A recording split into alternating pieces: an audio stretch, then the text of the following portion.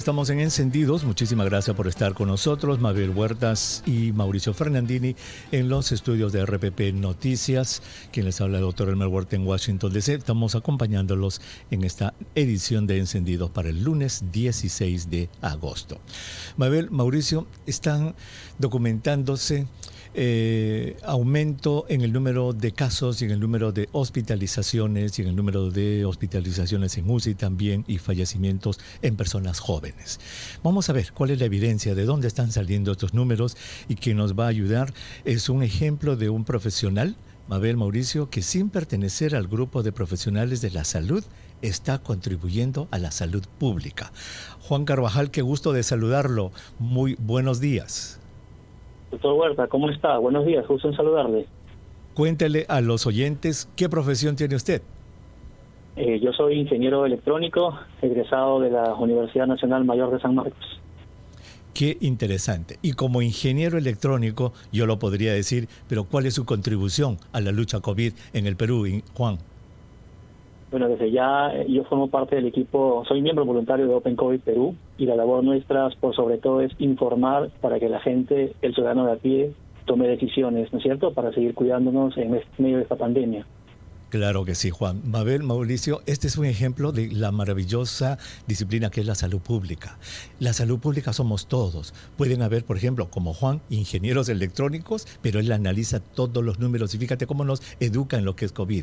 Puede haber un arquitecto, puede haber un periodista, pueden haber profesionales de la salud, obviamente, abogados que hagan salud pública. La salud pública es esa maravillosa especialidad de la que todos podemos ser parte. Juan, cuéntanos, por favor, ¿cuál es la evidencia? Cuéntanos qué números estás analizando, por qué nos estamos dando cuenta que los casos en jóvenes están aumentando. Sí, doctor, lo que sucede es que, cuando uno observa la gráfica nacional, ya sea a nivel de casos, hospitalización y o muertes, la situación muestra un descenso. Pero sabemos que muchas veces la gráfica nacional sesga o tapa lo que sucede en cada una de las regiones del país.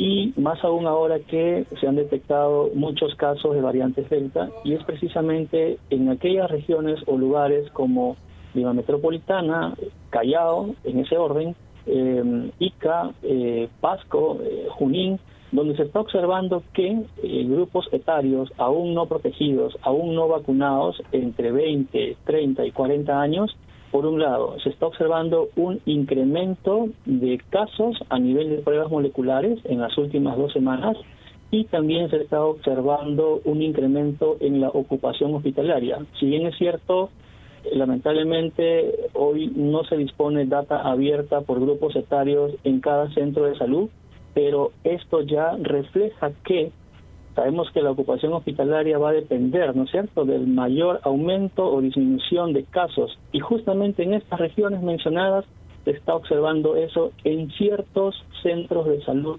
de estas regiones del país.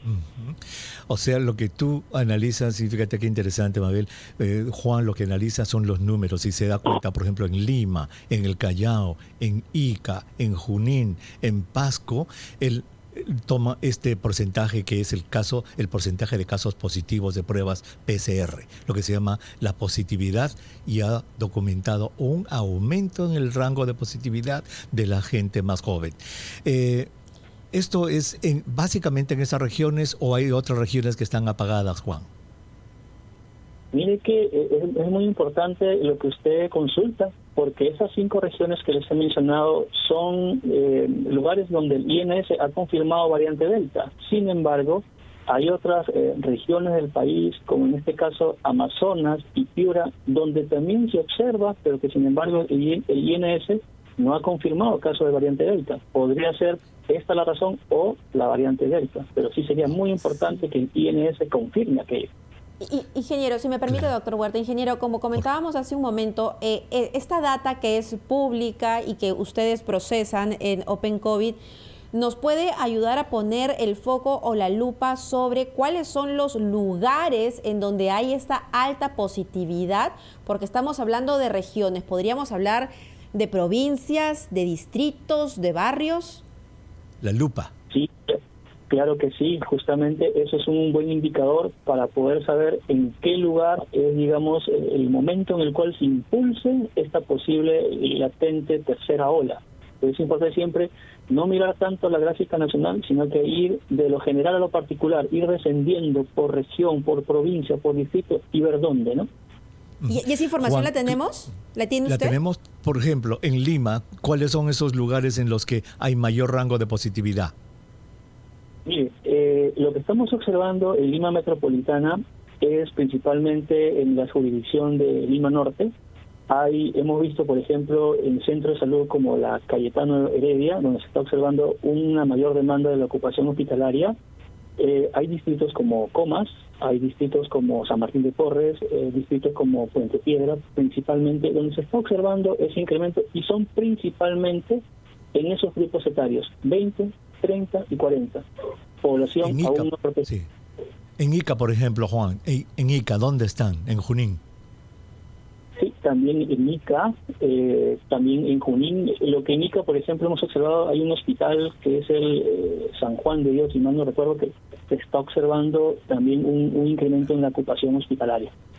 Claro. Entonces, Mabel, acá lo que toca es a las autoridades de ese hospital San Juan de Dios, por ejemplo, en Ica, que Juan está diciendo. Ellos, los investigadores de allí, tienen que tener sus datos muy claros. ¿De dónde están viniendo los pacientes? ¿De qué barrios de Ica? Porque como es un hospital general, la gente cuando se siente enferma va allí. Pero ¿dónde viven? ¿Dónde están?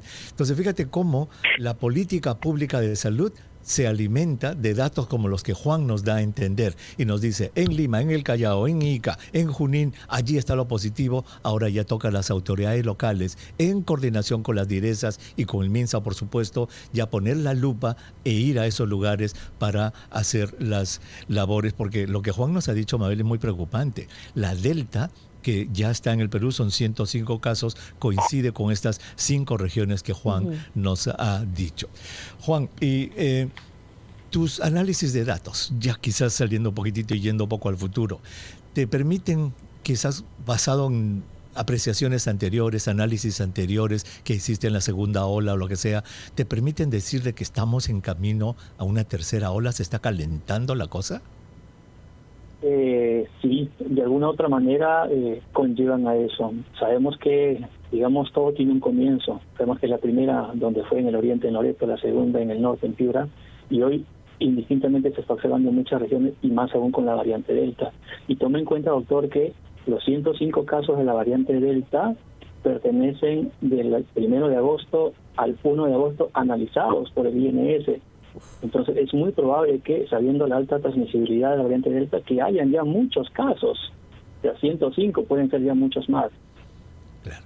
O sea, los 105 son del 1 de agosto.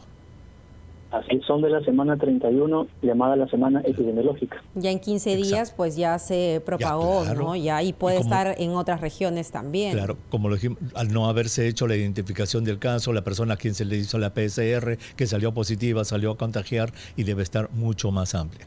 Juan, pues qué gusto de haber conversado contigo. Muchísimas gracias. Los gráficos que tú haces nos ayudan muchísimo aquí en el programa a informar a nuestros oyentes, y te agradecemos muchísimo y te felicitamos por el trabajo y por ser un ejemplo de cómo un profesional que no pertenece al grupo de profesionales de la salud puede ser también una persona de salud pública. Gracias por eso, Juan. Muchísimas gracias, ingeniero. Muchísimas gracias. Buenos días. Qué interesante toda esta data, doctor Huerta, porque, a ver, tenemos ya entonces la positividad de 5 regiones en donde se encuentra la variante Delta. Pero habría que saber también, otra variable es cómo está la infraestructura hospitalaria.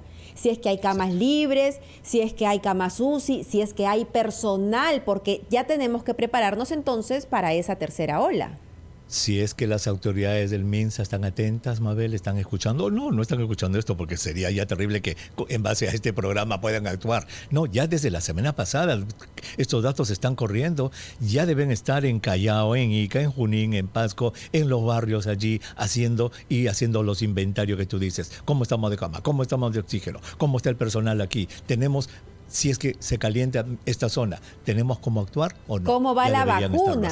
Quizá hay que ponerle el acelerador a las vacunas en esas regiones, ¿no? Correcto. 10:28, vamos a conversar sobre algunos de esos aspectos luego de escuchar a nuestros anunciantes con el doctor Óscar Escalante, director ejecutivo de la Dirección Ejecutiva de Enfermedades Transmisibles del Instituto Nacional de Salud. Volvemos.